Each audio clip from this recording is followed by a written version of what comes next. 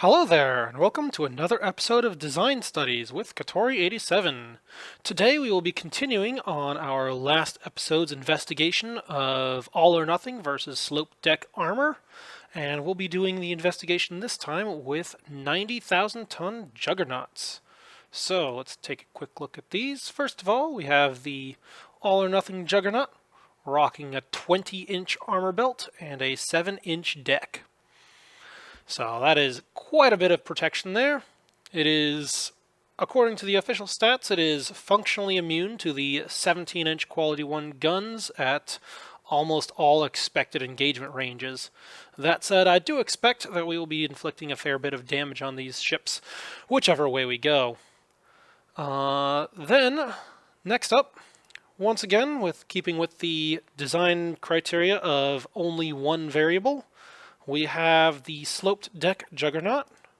This guy has the exact same mass of armor to within a few tons, and this guy is rocking a 13.5-inch belt and a 7-inch deck. What you don't see here in this Juggernaut is that it does have belt extended armor as well, and that is a 7-inch extended belt above and beyond what, and that covers a larger area than what we would get from All or Nothing. So hopefully that will provide some resistance against secondary guns and smaller caliber ships like light cruisers and potentially even heavy cruisers.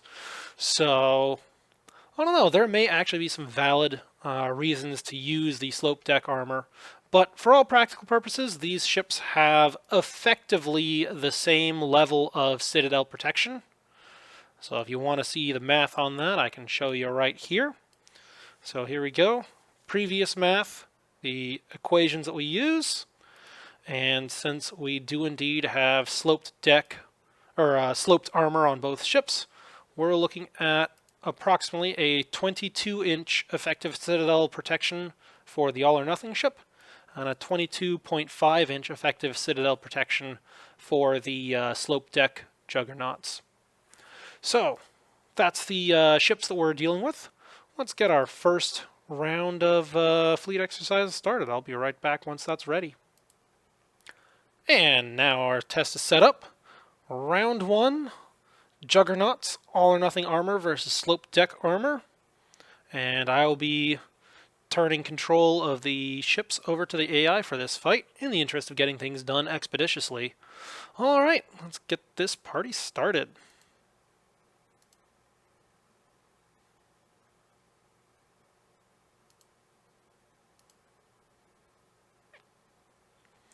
Well, this is going to be interesting. There we go. Gun range is significantly more than our sighting range and effective radar range. So we'll see what sorts of stuff happens here. Yeah, might as well. Alright, here we go. Sighted.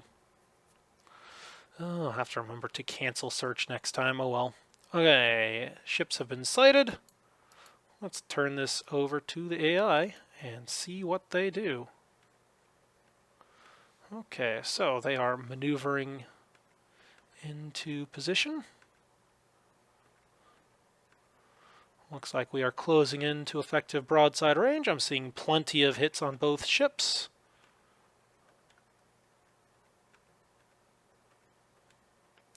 Looks like we've had 2 ships break off and they are still holding the line. Alright, our guys are breaking off. 2 of theirs have fallen behind. Looks like a third has rudder damage. And it looks like our guys are reforming. Getting ready to charge back in. Oh, and it switches back to player control. Here we go, back to AI control. Let them do the driving.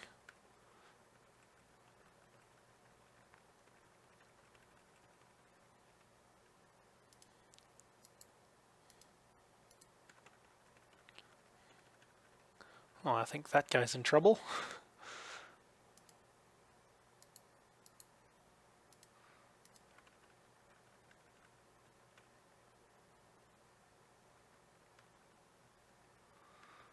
Alright, I think that's about it. have no idea where those guys are going.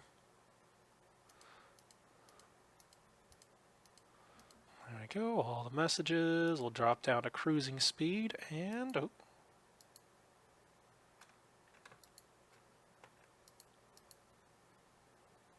Line ahead.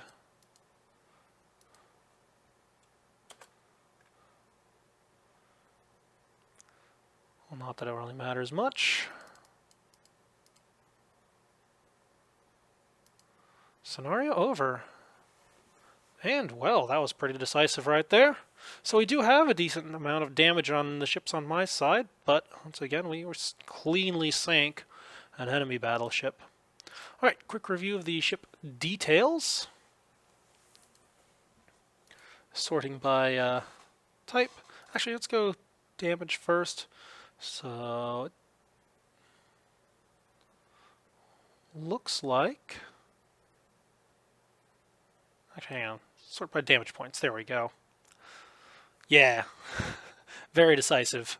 Looks like the slope deck ships were consistently taking more damage. Just like before.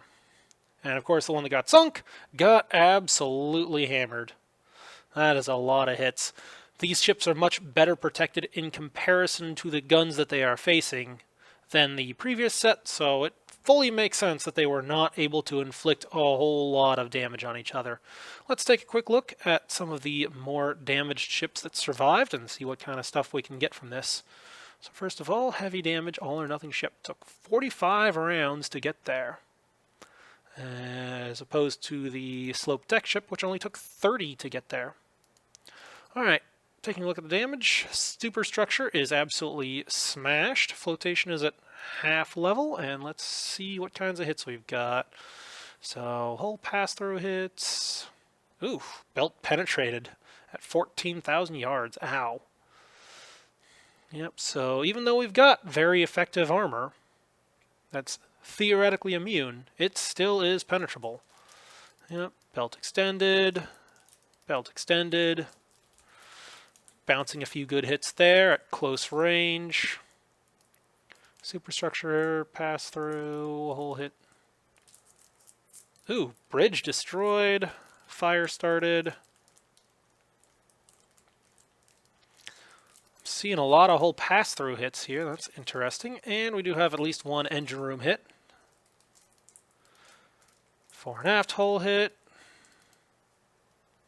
Bridge damaged a second time. Lots of pass-through hits and fore and aft hits. Wonder what they were doing at this point in time. Starting to see a few 5-inch hits. Fires. Oof. Lots and lots of fires there. Where'd that flooding come from? Okay, high speed increases flooding, 101. Probably due to the structure damage. I don't remember seeing any other messages about flooding here.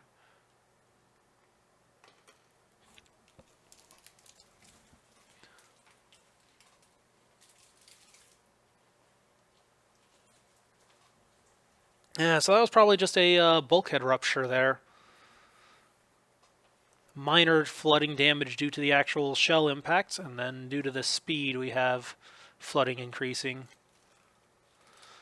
And we fight that back and forth, and well, big ships are very good at surviving, so fought that down pretty well. Let's take a look at the heavily damaged slope deck ship, see how she did. Again, absolutely smashed structure and about half flotation. Let's see, how did she do? Hull pass-through hit, hull hit belt extended, punched clean through. Hull hit belt penetrated. Hull hit belt penetrated, hull hit belt extended. Belt extended, belt extended, fire started. Hull hit, belt penetrated, hull hit, belt extended, fore and aft hull hit, engine room hit belt, secondary battery hit, fire spreads. Critical hit bridge destroyed. Okay, yeah, that is to be expected when we sort of stand there slugging away at each other all day. So that does make sense. Still seeing lots of 17-inch hits. But again, no really significant damage aside from those belt penetrations earlier. Engine room hit belt. Oh, hang on, that's a 5-inch hit. Never mind. 17-inch hit belt. Yeah, belt extended. Makes sense. Fires. Bulkhead eruption. Ooh, that's interesting. Limits flooding. Limits flooding. Bulkhead ruptures. Look at that flooding. That's some bad news right there. But they were well on their way to getting it under control when the scenario ended. So, yeah, makes sense there. Let's take a quick look at the ship that got sunk. See how well she did. So, oof. Hull hit, deck extended. Okay, engine room hit, belt bounce. Deck extended, splinters damage hull. Hull hit, belt extended, superstructure pass through. Huh. Lower belt edge hit. I wonder what effect that does. Yeah, limits flooding, so we got the holes patched or whatever. Anything else? Another bouncing engine room hits. Superstructure hit. More superstructure hits. Punching right through those. Oh. It does appear to be resistant to 5-inch hits, so all that extra belt extended armor is providing protection against secondaries. So that is good to see. But it is not protection against any sort of significant capital ship primaries.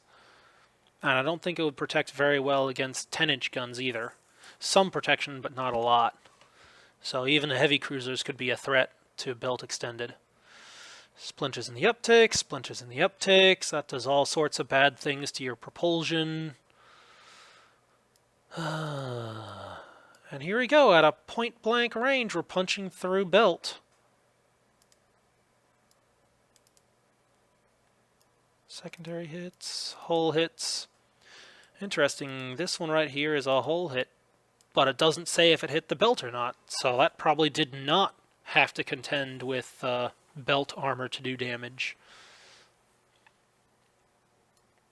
Belt extended, belt extended, belt extended. Yeah, that stuff adds up fast. Oof, here we go. Here's one that did go through at close range, right into the engine room. Radar disabled, conning tower hit, detached due to damage.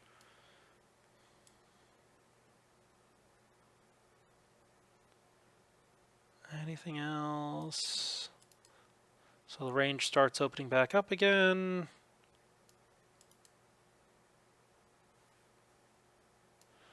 Rudder damaged. Fires. Hull pass through. Plenty more hits here. Hull hit belt extended, hull hit, belt. So that was very interesting. We saw some penetrations at fairly long ranges that I would not have expected any sort of penetrations at from 17-inch guns. But they still went through sometimes, which is unusual. And then, of course, if you get close enough, you can push a shell through just about anything. So yeah, those point-blank shots will absolutely go through. Now we keep on going. More belt extended, deck extended, splinters damage hull. So we're seeing a fair number of those. It would probably be reduced if we could put on some deck extended armor, but all of the designs I've seen utilizing the slope deck don't use any sort of deck extended armor.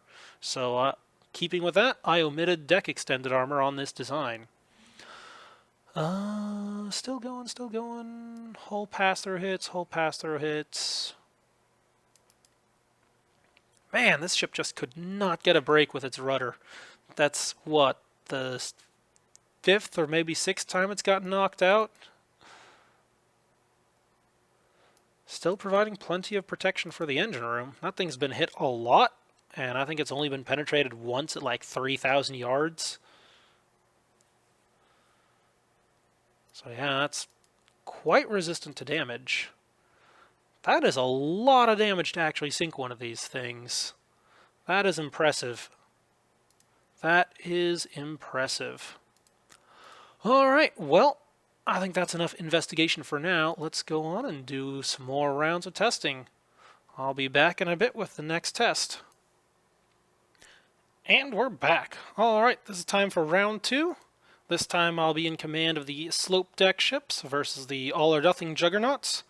And once again, I'll be turning control over to the AI, since in our last episode we concluded that player control versus AI control doesn't have a huge difference in the outcome. It just changes the degree to the outcome. Alright, let's get this party started. Here we go.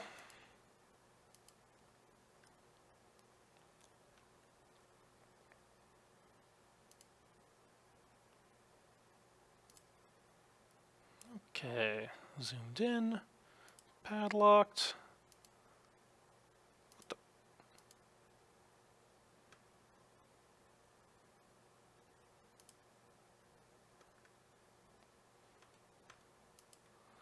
Okay, enemy ship sighted. And over to AI control. There we go, recons are headed out. Whoops. Looks like they're engaging effectively at a long range. I'm seeing plenty of hits on both sides now. What on earth are these guys doing? They are all manner of bunched up.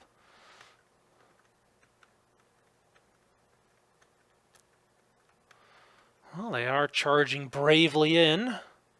Seeing lots of hits on the all-or-nothing ship, so that's interesting. And yet, they only have one ship breaking off, and ours are kind of scattered. That's interesting. I wonder what they're doing. Oh man, these guys are all manner of broken up. What are they doing? Still seems like we've hit them more often than they've hit us, but what are you doing? Okay, now he decides to turn. Okay, they're reforming. They're turning to chase. And they're totally lost. Okay. In this case, I'm going to override and take manual control. We're going back up to squad max, and we are turning in the direction of the last suspected position of the enemy. See if we can regain contact with them. Because otherwise, this would be a very disappointing result.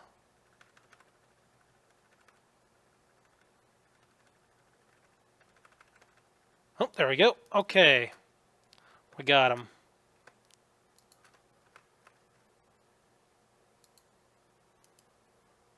Back to AI control. See if you're able to do anything.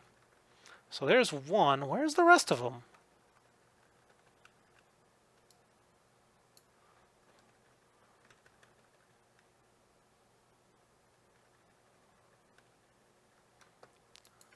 That is really weird.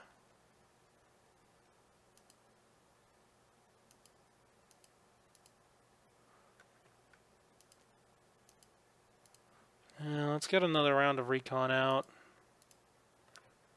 See if we can find these guys. How much time do we have left? Oh, it's 2 in the afternoon. Alright. Yick. Real quick. We'll just do a complete 360.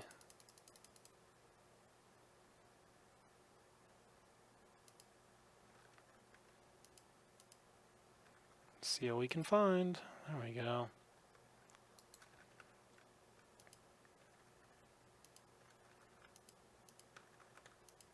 Yes. Keep launching.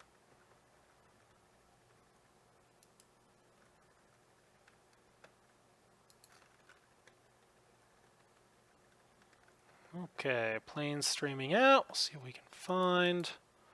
I swear, they are not there.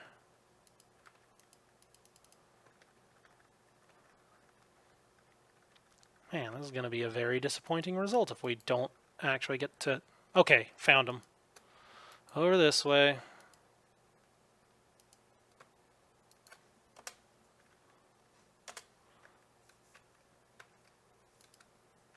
Down this way. See if we can get a proper intercept. And it looks like we might have some radar engagements. Might even push this into the night. If we're able to actually regain contact, maybe. Bingo. Okay, got him. Swap that over to AI control.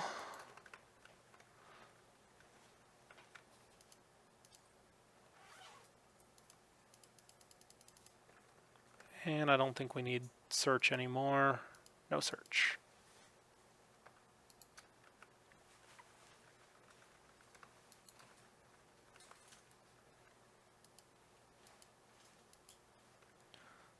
Okay, we're seeing plenty of gunfire back and forth. And now they're sort of randomly milling around in confusion and drifting away. How dare you? Close in, please.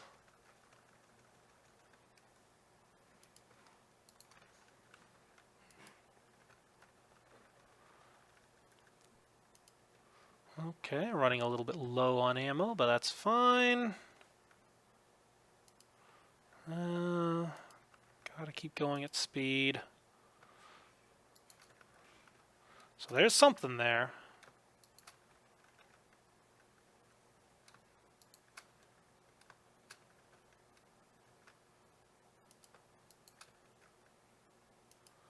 And it looks like all of our ships are milling around in confusion. That's a wonderful thing to do. We'll see if they can act intelligently based on radar reports. Nope, they're still milling around in confusion. Okay, I think I'm going to take manual control and call this one to a close.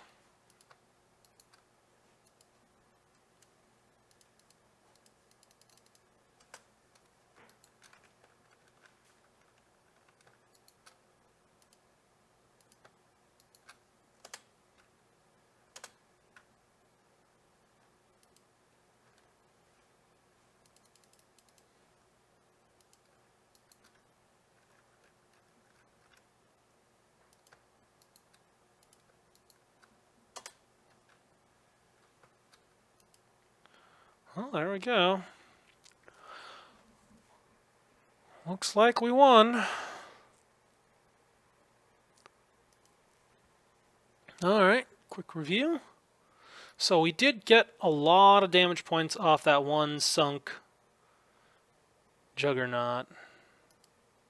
So if we sort by damage points, yeah, that one is worth a huge portion of the points right there. Leaving that aside and ignoring the most damaged slope deck ship. So yeah, this guy got absolutely hammered. We're looking at 170 heavy hits. Of course she went down. But I suspect if it hadn't been for that, things probably would have gone the all or nothing ship's favor again. It does seem to be a closer match than with the smaller battleships. But just looking at the damage points, it looks like, aside from the one ship that got sunk, the all or nothing ships got away much lighter overall. Still a quick review of what actually happened here. Hopefully I don't spend quite as much time as the last round. But I do want a quick review, see what kinds of damage we're seeing. So she does get hit fairly early on. Superstructure damage, turret disabled, a few other bad things, so that's not great.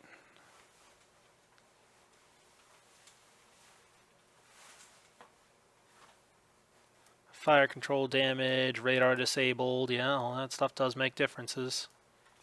Secondary battery hit. Oof. There we go, 17-inch rounds straight into the engine room. at 9,000 yards. Is that supposed to go through? Quick review. 9,000 yards. We were just a little bit close on that, so it's right on the border of whether it should be penetrating or not. And yeah, I think that probably is entirely reasonable if it's a nice proper square hit for it to go right through. So yeah, that does make sense. Engine's disabled. That's bad news. So she lost propulsion at that point. Starts taking other penetrations as well. More belt penetrations, and things went downhill from there. So yep, that totally makes sense. Alright, and let's see how the slope deck 1-4 did. 51 heavy hits, 26 medium hits. So she starts off with doing damage rather than taking it. A whole slew of 17-inch hits here in just a couple minutes. But it looks like they bounced almost everything except for the belt extended stuff. So yeah, fair enough. Absolutely. Hull pass-through hit at 13,000 yards. That's interesting. No armor there. Hull hit deck extended. Again, no protection there. Superstructure hits. We get down to the 5-inch range. And I'm seeing superstructure hits, which will damage this thing whether it's got belt extended or not. So all that is bad news. That can knock out radar, that can cause fires, that reduces the fire control capability. Lower belt edge hit. Still don't know quite what that does, but it does sound bad. Lots of superstructure hits in fairly short order.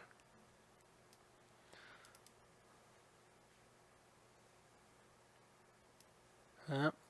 17-inch hit at 7,000 yards, so a little bit closer. It punches right through and clean into the engine room. 2 of them right there in the exact same minute. So yeah, that is... Oh, interesting. That was from 2 different ships in the same minute. Well, that's inconvenient. Radar disabled, fire spreads, bridge damaged. And then here's another one at a closer range, but bounces a shell. So yeah, that definitely goes to show you. All that stuff does make a difference. And then here we go, just a little bit later. Punches clean through. But at this point, we're so close that all this armor is not sufficient protection against 17-inch shells. I think the biggest difference in terms of survivability between these ships and the previous ones is just their sheer size. The 50,000-ton ships were able to take critical damage more easily, whereas these big 90,000-ton Juggernauts, no matter how much you hit them, it takes a lot of hits to actually start having a significant effect. Anything else? Not really. We start getting detached. Fires, limits flooding, so that's all good. And then she gets back in, does a bunch of damage. Takes a few more hits, and then gets stuff back under control. And wow, bounced that one at under 5,000 yards off the engine room. Yeah, interesting stuff. Okay, quick review of the other ones.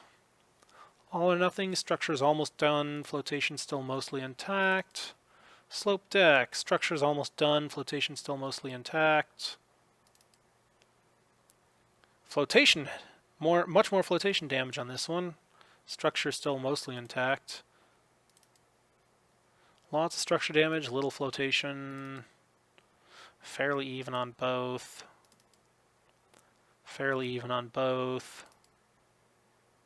Fairly even on both. And mostly structure, minimal flotation damage. Okay, well, close out of this and we'll run this test a few more times. So I'll be back in a bit. Alrighty, and here is the results of round 3.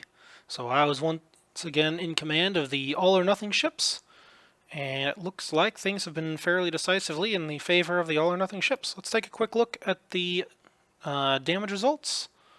So once again, sorting by damage, and it looks like the slope deck ships fairly decisively came out rather poorly.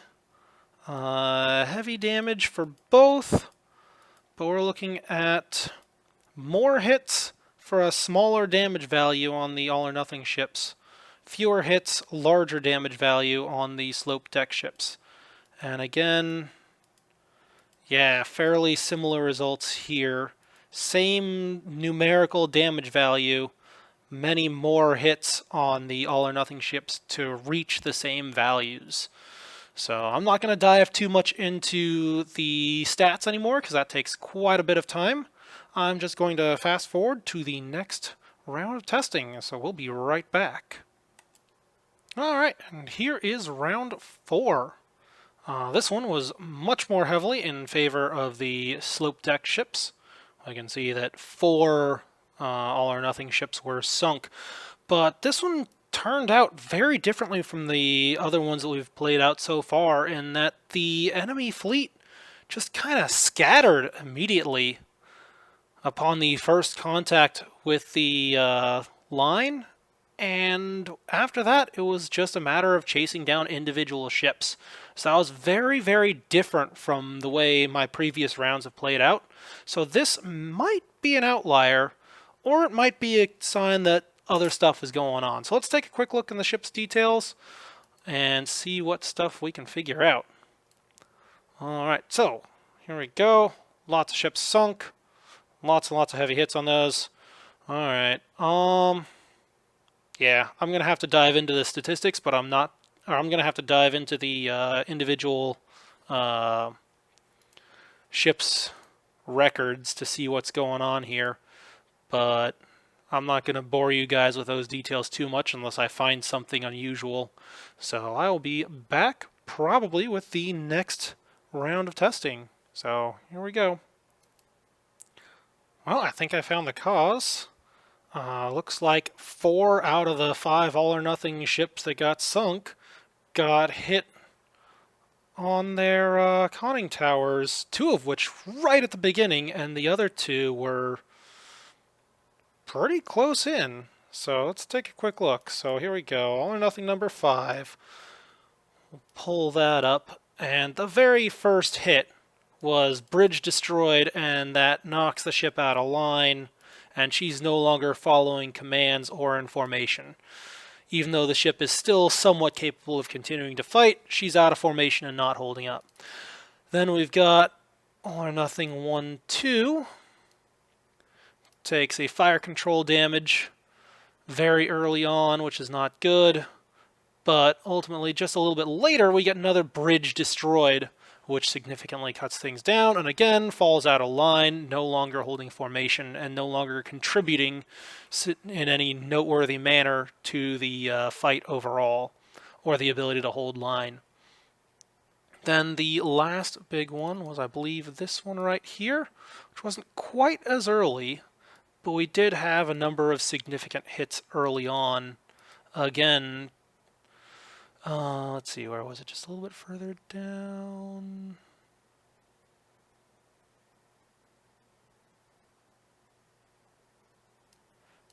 Conning tower hit right here.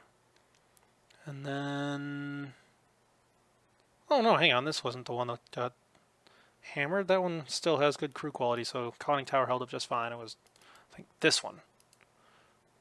Yeah, float plane launch delayed. This is the All or Nothing number 1 ship.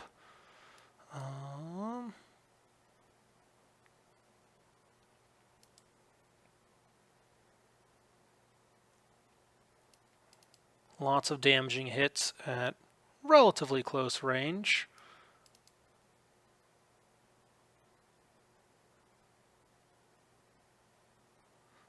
But at this point, she was not doing too well. Anyway, I think the big point was that they got scattered due to a number of lucky critical hits at the very beginning. So I'm still going to count this, but I'm expecting that it's going to prove to be an outlier. Anyway, we'll find out over the next few tests. So, on to the next round of testing. And we're back with the results of the next round of testing. This time definitely turned into a blowout in the other direction. So that's very interesting. I have no idea why. They didn't scatter at the beginning this time, though, so I don't think there was anything in particular. Anyway, I've pulled up the results here, and yeah, it's pretty hefty damage on all of these. So anyway, I'm going to take a quick look through the actual records and see if there's anything particularly telling in here. If not, then I'll just move on to the next thing. Alright, and here is the results of the next round. This one was once again a bit of a blowout, and again, it wasn't so much differences in armor protection really showing, it was more, again, random chance seemed to decide this one again. In this case, a rudder critical hit on one ship and a bridge destroyed on another ship fairly early on knocked two ships out of line, and then the others just could not stand up to it. I do think it is still worth taking a look at the damage points compared to how many hits it took to get there and the overall damage levels considered.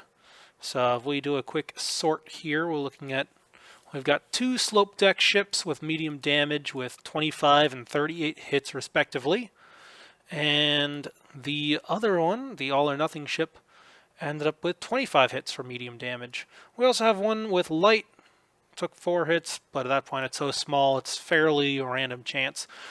So, interestingly, we are starting to see much more random chance playing in effect rather than the base differences in armor at this point. And it's been bridge hits, or conning tower hits primarily, that have been making the difference. That and the occasional lucky jammed rudder. So, I don't know. I think once we get this big, the differences in armor protection are not hugely significant. At least not compared to random critical hit factors. So I'm going to keep running a few more tests, but I don't know. It does still seem like the slope deck ships are taking more damage per damaging hit, but we're not really seeing enough damaging hits to really tell the difference. Unlike with the smaller battleships, where the 16-inch guns were noticeably doing damage and penetrating armor more often, I don't think these 17-inch guns are quite up to the challenge of the armor they're facing. So I might reinvestigate going up to bigger caliber guns or maybe a little bit less protection, so in order to continue these tests. But that is something we'll figure out for the next time. For now, moving on to the next few rounds of testing. So we'll be back. Well, here we are at the end of another testing round, and this one was a blowout once again in the other direction. So in this case, the all or nothing ships are the ones that got absolutely crushed. At this point, I'm starting to conclude overall that the gun penetrating power versus this level of protection is just insufficient, and random luck is starting to play a much larger role in terms of overall effects, because once again, this battle was decided by random critical hits, rudder damage, and bridge hits, and other random little things that scattered the opposing fleet. And it just so happened to be the opposing fleet this time as opposed to mine. The overall score at this point is 4-4, and I don't think I'm gonna keep pushing this anymore because it's just been so consistently random luck and then a blowout in that direction once the luck has been decided. Whichever side breaks first and starts scattering due to those random critical hits is the side that gets absolutely crushed. And then at that point, it's just a matter of the degree of the crushing. And I haven't really seen a whole lot of difference in the degree of crushing. Even that comes down to random chance. So, yeah, I think we'll call things to a close there and call that the conclusion for this testing. All or nothing versus slope deck for Juggernaut-sized ships. Well, if you're pushing this much protection on them, I don't think there's any guns that can really have much effect. We're seeing those random critical hits, and that's the deciding factor. So, maybe that's what it comes down to. Getting more guns to roll those critical hits more often. But, for all we know, maybe there's other effects going on. For now, though, I think we'll call this one to a close as an indecisive conclusion. In the next episode, I think we're going to be testing the smaller caliber guns against this level of protection. So we'll see what kind of effects we can get out of that. Until then, though, this is Guitar87, signing off.